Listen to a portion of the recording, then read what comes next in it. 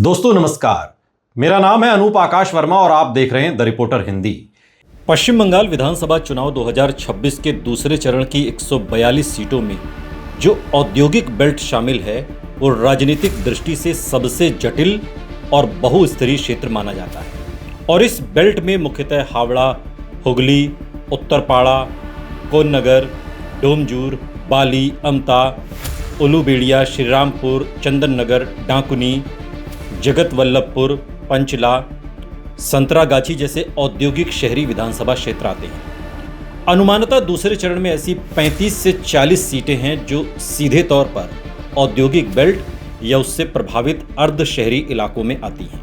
और यही सीटें टीएमसी बनाम बीजेपी की सीधी लड़ाई का सबसे अहम रणक्षेत्र बनती हैं। इस पूरे औद्योगिक बेल्ट का सामाजिक ढांचा बहुत मिश्रित है।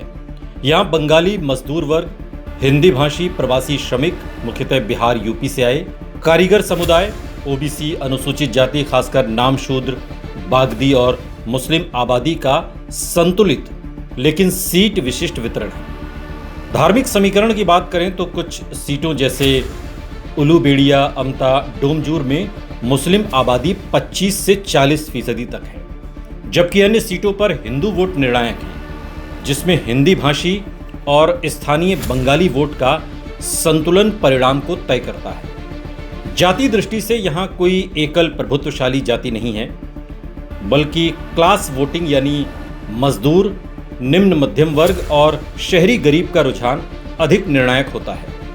यही कारण है कि इस बेल्ट में मुद्दे रोजगार, उद्योग, मजदूरी, महंगाई, ट्रेड यूनियन और शहरी इंफ्रास्ट्रक्चर सीधे चुनावी व्यवहार को प्रभावित करते हैं। ऐतिहासिक रूप से ये पूरा इलाका वामपंथ, सीपीआई-एम और उसके सहयोगी दलों का गढ़ रहा है, जहां मजबूत ट्रेड यूनियन नेटवर्क और मजदूर राजनीति का वर्चस्व था। 2011 के बाद ममता बनर्जी के नेतृत्व में टीएमसी ने इस नेटवर्क को धीरे धीरे अपने पक्ष में कर लिया और आज पंचायत से लेकर नगर निकायों तक टीएमसी का मजबूत संगठन दिखाई देता है।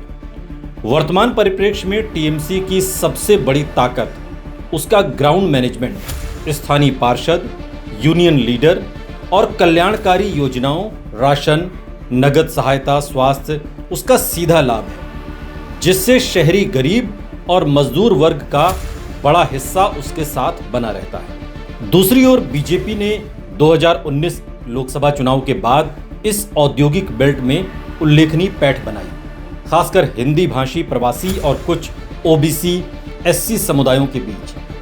बीजेपी को यहां नरेंद्र मोदी की लोकप्रियता, राष्ट्रीय मुद्दे मसलन राष्ट्रवाद, पहचान की राजनीति और केंद्रीय योजनाओं का लाभ मिलता है।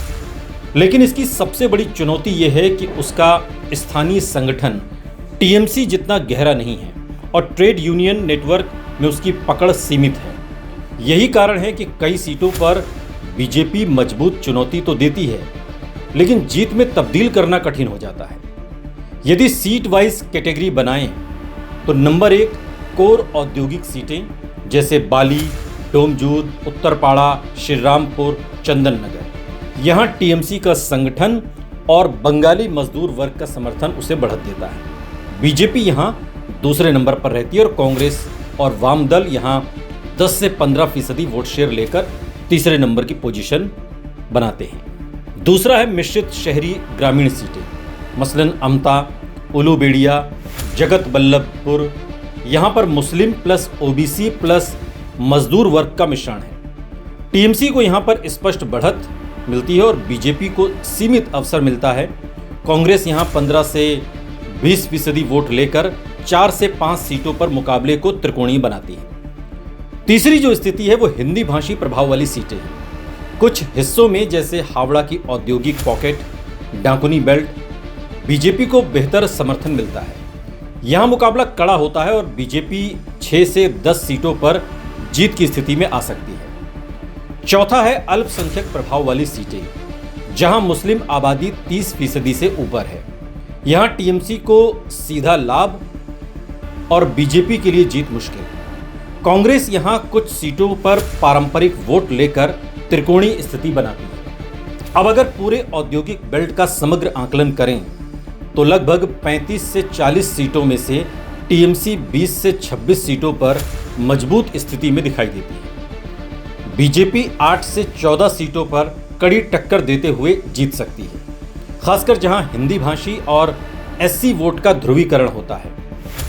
वहीं कांग्रेस और वाम गठबंधन 0 से 3 सीटों तक सीमित रह सकते हैं, लेकिन 12 से 15 सीटों पर 15 से 25% का वोट शेयर इस पूरे मुकाबले को त्रिकोणीय बना देता है, जो कांग्रेस और वामपंथियों के हिस्से आना है। कांग्रेस का सबसे बड़ा स्पेस उन सीटों पर है जहां वामपंथ का पुराना कैडर अब भी सक्रिय है। यहां पर कांग्रेस और वामपंथियों का जो वोट बेस है, बीजेपी और टीएमसी दोनों के वोट बैंक में सेंध लगाकर नतीजे को प्रभावित कर सकता है। हालांकि संगठनात्मक कमजोरी और संसाधनों की कमी के कारण कांग्रेस इन वोटों को सीटों में पूरी तरीके से तब्दील कर पाएगी या नहीं, ये देखना दिलचस्प होगा। ग्राउंड जीरो रिपोर्ट्स ये भी बताती है कि मजदूर वर्ग के बीच स्थिरता बनाम बदलाव का नैरेटिव चल रहा है।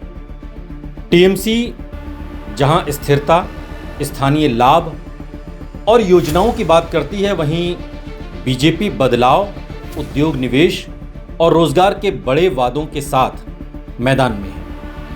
लेकिन वोटिंग व्यवहार में स्थानीय फैक्टर, उम्मीदवार की छवि, यूनियन नेटवर्क और बूथ स्तर का मैनेजमेंट निर्णायक साबित हो रहा है, जहां टीएमसी को बढ़त मिलती है। पश्चिम बंगाल के औद्योगिक बेल्ट में दूसरे चरण का चुनाव एक सीधा टीएमसी वर्सेस बीजेपी का मुकाबला है, जिसमें टीएमसी की संगठनात्मक ताकत और सामाजिक गठजोड़ उसे बढ़त देते हैं। बीजेपी चुनौती देती है लेकिन सीमित सीटों तक सिमटती है, जबकि कांग्रेस और वाम सीमित जीत के बावजूद कई सीटों पर वो किंग मेकर या स्पॉइलर की भूमिका निभाते हुए अंतिम परिणाम को प्रभावित कर सकते हैं।